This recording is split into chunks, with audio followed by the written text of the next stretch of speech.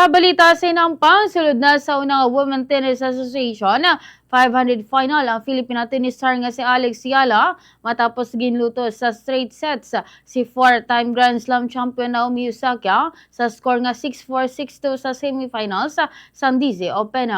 Pagkatapos sa hugot nga una nga set, bugos nga nakontrol ni Yala ang ikaduwa nga set, kaginkuha ang kagayonan agud masilhuhan ang kadalagan.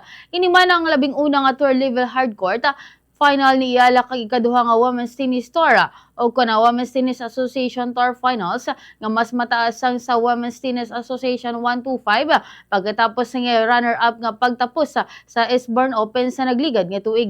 Sa finals sa tubangon ni Yala si Jessica Pigula sa Remars sa ila Miami Open semifinals sa nagligad nga mga tinuig.